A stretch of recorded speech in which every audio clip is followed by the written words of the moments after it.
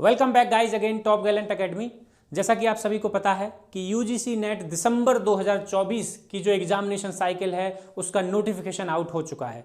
कल एक वीडियो के माध्यम से जैसे ही एनटीए ने अपनी वेबसाइट पर नोटिस जारी किया था कि यूजीसी नेट दिसंबर 2024 की एग्जामिनेशन डेट और फॉर्म कब से भरेंगे, उसका मैंने एक आपको वीडियो दिया था। आज हम बात करेंगे फुल नोटिफिकेशन की। जैसा कि आप सभी ने थंबनेल पे देख ही लिया होगा, हम देखने जा रहे हैं एग्जामिनेशन डेट के बारे में, क्या कुछ बदलाव हुए हैं, क्या जेआरएफ की एज लिमिट में कोई बदलाव हुआ है, क्या नेट, पीएचडी और जेआरएफ ये जो तीन कैटेगरीज थी उसके बारे में हम देखेंगे। साथ ही साथ एग्जामिनेशन पैटर्न के बारे में हम देखेंगे, ऑनलाइन ऑफलाइन एग्जाम, इन सब की मैं आपको जानकारी इस वीडियो के माध्यम से देने जा रहा हूं। तो बहुत लंबा नहीं होने वाला है वीडियो, कुछ ही मिनट में मैं आपको जो डिटेल नोटिफिकेशन है उसके बारे में 2-4-10 पॉइंट जो इंपॉर्टेंट हैं, रेलेवेंट हैं फॉर्म भरने से पहले, उन सभी एस्पिरेंट्स के लिए जो दिसंबर 2024 की साइकिल में एग्जामिनेशन में अपीयर होने जा रहे हैं, उन सभी के लिए। तो वीडियो में आगे बढ़ें उससे पहले आपको बता दें कि हमारे टॉप गैलेंट एकेडमी चैनल पर यहाँ पर क्लासेस लाई जाएंगी। यूजीसी नेट असिस्टेंट प्रोफेसर से रिलेटेड जितनी भी न्यूज़ हैं उन सब का अपडेशन आपको मिलेगा। तो जो भी इस चैनल पर नए हैं प्लीज़ सब्सक्राइब जरूर करें हमारे चैनल को और शेयर भी करें अपने दोस्तों के साथ, ठीक है। तो शुरू करते हैं, देखते हैं यूजीसी नेट दिसंबर 2024 में क्या कुछ खास है। अगर हम आगे बढ़ें तो न्यूज़ बुलेटिन में जिस तरीके से यूजीसी देता है, उसने अपना विजन, मिशन और ये सब कोर वैल्यूज़ दिए हैं। हम आगे बढ़ेंगे, हम वो देखेंगे जो हमारे काम का है, ठीक है। तो ये जो पेज है इसमें आपको सीधा वहाँ पे जा सकते हैं आप देख के कि आपको कौन से सब्जेक्ट, सिलेबस, टेस्ट क्या देखना है आपको, वो सब आप यहाँ पे क्वेश्चन पेपर पे जा सकते हैं। मैंने कुछ हाईलाइट किए हुए पॉइंट, हम सीधा उनकी बात करेंगे, ठीक है। फुल नोटिफिकेशन है तो अगेन फिर से मैं तारीखें दोहरा दूँ, बता दूं आपको कि आप यहाँ पे क्लियरली देख पा रहे हैं कि ऑनलाइन रजिस्ट्रेशन की जो डेट है एप्लीकेशन फॉर्म के सबमिशन की, वो 19 नवंबर से शुरू हो गई है और ये 10 दिसंबर तक आप फॉर्म भर सकते हैं। तो जो भी फॉर्म भरना चाहते हैं ज़्यादा लेट मत करें, सर्वर का इशू हो सकता है, नेटवर्क का इशू हो सकता है, अपना फॉर्म फिलअप करें, अपने एग्जामिनेशन सेंटर को जहां चॉइस है ध्यान से केयरफुली फॉर्म को भर के खत्म करें। तो लास्ट डेट का इंतजार ना करें उन सब कैंडिडेट के लिए। आगे बढ़ते हैं, देखते हैं और क्या है खास। लास्ट डेट फ़ी की 11 दिसंबर है, यहाँ पे आप क्लियरली देख सकते हैं जो लास्ट डेट है फ़ी की वो 11 दिसंबर है। 11 दिसंबर तक आप फीस सबमिट कर सकते हैं। और यहाँ पे फीस स्ट्रक्चर है जनरल और अनरिजर्व के लिए, ये आपका है ओबीसी, ईडब्ल्यूएस के लिए, और ये एससी, एसटी और थर्ड जेंडर के लिए। कल भी मैंने आपको ये बताया था, ठीक है। आगे बढ़ते हैं तो देखते हैं करेक्शन विंडो। करेक्शन विंडो भी यहाँ पर आप 12-13 दिसंबर को आप करेक्शन कर सकते हैं। और बाकी जो भी सिटी कब आएगी, कहाँ पे आपका पेपर है, कौन सी तारीख में, ये सब आपकी डेट अनाउंस कर दी जाएंगी, ठीक है। Date of examination important point, 1 जनवरी 2025 से 19 जनवरी 2025 तक आपका एग्जामिनेशन होने जा रहा है, वो ये सब्जेक्ट का जिसका जिसमें होगा आप देख सकते हैं। ड्यूरेशन ऑफ द एग्जामिनेशन भी दी गई है, हम आगे अभी देखेंगे पैटर्न ऑफ द एग्जामिनेशन में, उसको हम देखने वाले हैं, ठीक है। तो जल्दी से आगे बढ़ते हैं, आपका समय गवाए बिना देख लेते हैं। यहाँ पे देखो मैंने कुछ पॉइंट्स को हाईलाइट किया हुआ है, ठीक है। जितने भी फॉर्म भरे जाएंगे सारे ऑनलाइन इसमें आपके फॉर्म भरे जाएंगे, कोई भी फॉर्म ऑफलाइन एग्री नहीं किया जाएगा, सबमिट नहीं होगा, ऑनलाइन ही सारा सब कुछ सिस्टम है यहाँ पे, ठीक है। ये कुछ स्टेप्स हैं जिनको आप फॉलो करके भर सकते हैं, इनको जरूर पढ़ लें एक बार, ठीक। और अगर आप फिर भी चाहते हैं कि एक बार फॉर्म का भी आप वीडियो बना दीजिए किस तरीके से ताकि गलती ना हो, तो कमेंट सेक्शन में बताइए, मैं ज़रूर बना दूंगा, ठीक। कुछ और इंपॉर्टेंट पॉइंट देखते हैं हम जो ज़रूरी हैं फॉर्म भरने से पहले। आगे चलते हैं, आते हैं हम चैप्टर 1, राइट, बढ़ते हैं आगे, हाँ ठीक है। तो कैटेगरी की बात, 3 कैटेगरी में जून 2024 की साइकिल से कैटेगरी चेंज हो गई हैं। 3 कैटेगरी में आपका रिजल्ट अनाउंस होता है। आप अगर जिन्होंने भी पहले एग्जाम दिया है उनको पता होगा, जिन्होंने पहले एग्जाम नहीं दिया है तो उन सभी न्यू कैंडिडेट के लिए बता दूं कि यूजीसी नेट का अब जो रिजल्ट आता है वो 3 कैटेगरी में आता है। एक कैटेगरी है आपकी जेआरएफ, एक कैटेगरी है आपकी नेट और एक है पीएचडी ओनली, ठीक है। तो जेआरएफ वाले तीनों के लिए एलिजिबल हैं, जैसा कि आप यहाँ पे देख पा रहे हैं क्लियरली कि आप क्वालिफाई करेंगे इस एग्जामिनेशन के बाद। कैटेगरी 1 के लिए कर सकते हैं, कैटेगरी 2 के लिए कर सकते हैं, कैटेगरी 3 के लिए कर सकते हैं, डिपेंड करता है आपके मार्क्स के ऊपर, राइट। तो कैटेगरी 1 में जेआरएफ अवार्ड किया जाएगा और असिस्टेंट प्रोफेसर के लिए भी आप एलिजिबल होंगे एंड ऑब्वियसली पीएचडी के लिए एलिजिबल तो होंगे ही। तो यानी कि जेआरएफ, असिस्टेंट प्रोफेसर और पीएचडी एडमिशन तीनों में आप एलिजिबल हैं। लेकिन अगर आप कैटेगरी 2 के लिए क्वालिफाई करते हैं तो आप असिस्टेंट प्रोफेसर और एडमिशन टू पीएचडी यानी कि ये कॉलम और ये कॉलम इसके लिए आप एलिजिबल हैं। नो यानी कि जेआरएफ के लिए आप एलिजिबल नहीं होंगे। कैटेगरी 3 पीएचडी ओनली, इन दोनों के लिए नहीं होंगे, केवल आप पीएचडी एडमिशन के लिए एलिजिबल होंगे। तो ये थी आपकी कैटेगरी। अब देखते हैं आगे कुछ और पॉइंट। ये देखिए यहाँ पे कह रहा है कि जो जेआरएफ क्वालिफाई कैंडिडेट हैं are admitted into PhD program based on, काय पे डिपेंड करेगा उनका, इंटरव्यू पे, ठीक है, यूजीसी नॉर्म्स के अनुसार उनके लिए इंटरव्यू पे। और जो कैटेगरी 2 और जो कैटेगरी 3 से क्वालिफाई होंगे उनके लिए एंट्रेंस टेस्ट हो सकता है, एंट्रेंस टेस्ट कंडक्ट कराया जा सकता है पीएचडी में एडमिशन के लिए, राइट। और जो वेटेज होगा वो 70% जो वेटेज होगा कैटेगरी 2 और कैटेगरी 3 वालों के लिए वो आपका इसका होगा ऑब्टेन मार्क्स ऑफ नेट, और 30% वेटेज जो आपका होगा वो होगा आपका परफॉर्मेंस देखा जाएगा इंटरव्यू में, राइट। आगे बढ़ते हैं, देखते हैं। ये आगे का पॉइंट है कि for admission to PhD the marks obtain in the NET by the candidate in category 2 and category 3 will be valid. Important point है, मिस नहीं करना है, ठीक है।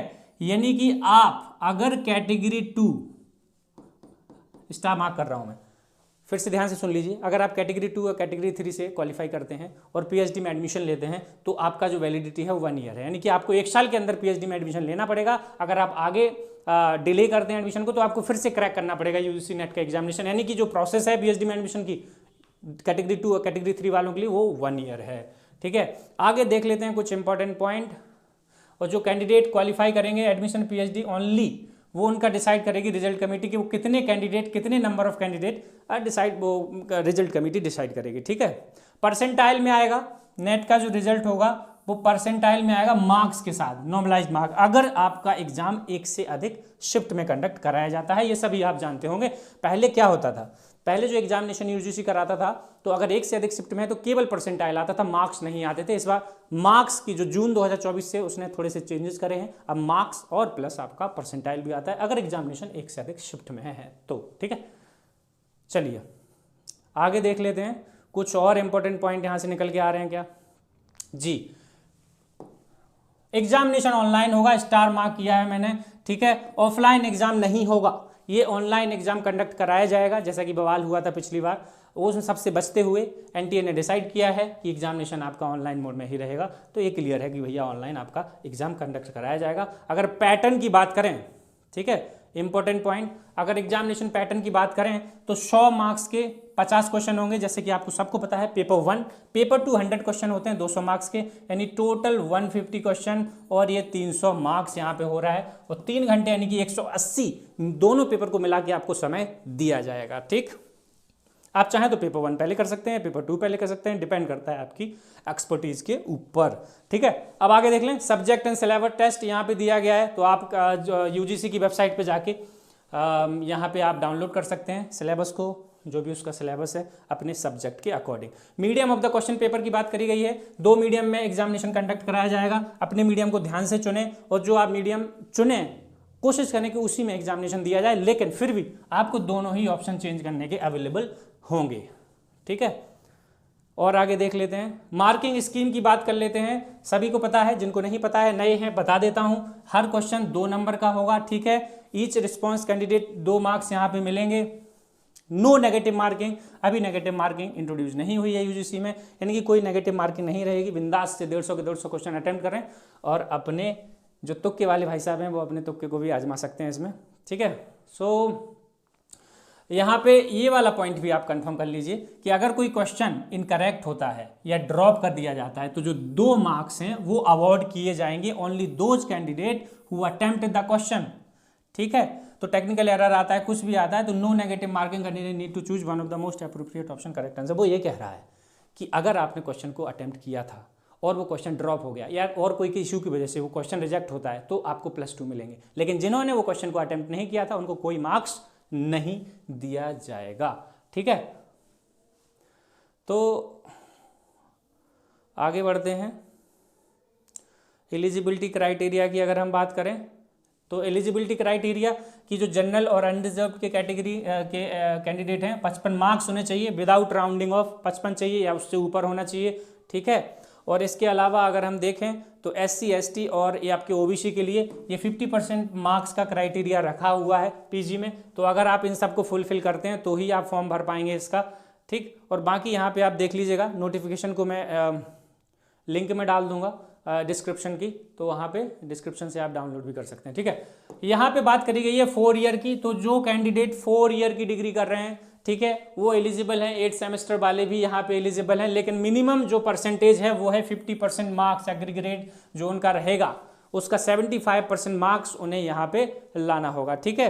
तो ये आप याद रखें, वो सभी कैंडिडेट जो 4 साल की डिग्री कर रहे हैं वो भी एलिजिबल हैं, ठीक है। और कुछ इंस्ट्रक्शन जी, यहाँ पे एज लिमिट इंपॉर्टेंट पॉइंट मैंने स्टार मार्क किया हुआ है, आप देख सकते हैं। देखिए एज लिमिट और रिलैक्सेशन, JRF, अगर हम JRF की बात करें तो जितने भी कैंडिडेट JRF क्वालिफाई करेंगे उन के लिए अप्लाई करेंगे, उनकी एज जो है वो 30 साल से ऊपर नहीं होना चाहिए जनरल अनरिजर्व कैटेगरी के कैंडिडेट के लिए, यानी कि, और ये जो तारीख है वो 1/1/2025 यानी 1 जनवरी 2025 को आपकी एज को काउंट किया जाएगा।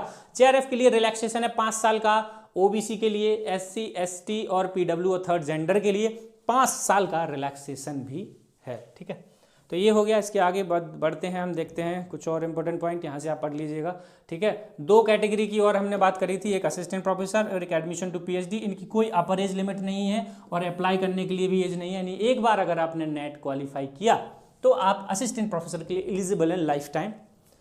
Admission PhD no upper age limit, इसकी अपर एज लिमिट नहीं है, पर आपको 1 साल के अंदर एडमिशन लेना पड़ेगा क्वालिफाई करने के बाद। ये तो आपको मैं पहले ही पॉइंट में बता चुका हूँ नोटिफिकेशन में, ठीक। रिजर्वेशन कैटेगरी है, रिजर्वेशन को भी देख लेते हैं। 15% है SC के लिए, 7.5 है 7.5 ST के लिए, 27% OBC के लिए, 10% आपका जनरल EWS के लिए, इकोनॉमिकली वीकर सेक्शन के लिए, और 5% जो है above mention category person with disabilities की यहाँ पे बात की गई है। तो ये रिजर्वेशन के कुछ क्राइटेरिया हैं, इनको भी आप देख सकते हैं। और ये बहुत अच्छे से ध्यान रखना आप लोग, है ना, कि जो सर्टिफिकेट हैं वो जो वैलिड अथॉरिटी है उसी के द्वारा बनाए जाएं। यहाँ से आप सर्टिफिकेट का फॉर्मेट जो है ना ये डाउनलोड कर सकते हैं, दिया गया है, ठीक है।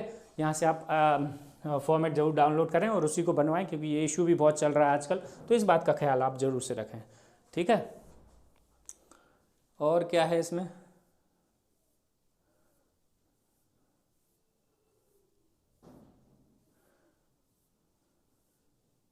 ठीक है। तो ये अब आगे फॉर्म फिलिंग का प्रोसेस है, ठीक। तो आप फॉर्म भरिए। जो बेसिक जानकारी थी UGC नेट का दिसंबर 2024 के साइकिल का फॉर्म भरते समय क्या क्या क्राइटेरिया हैं, क्या कुछ चेंजेज हुए हैं ऑफलाइन ऑनलाइन, मैंने सबकी आपको जानकारी दी अकॉर्डिंग टू नोटिफिकेशन, ठीक है।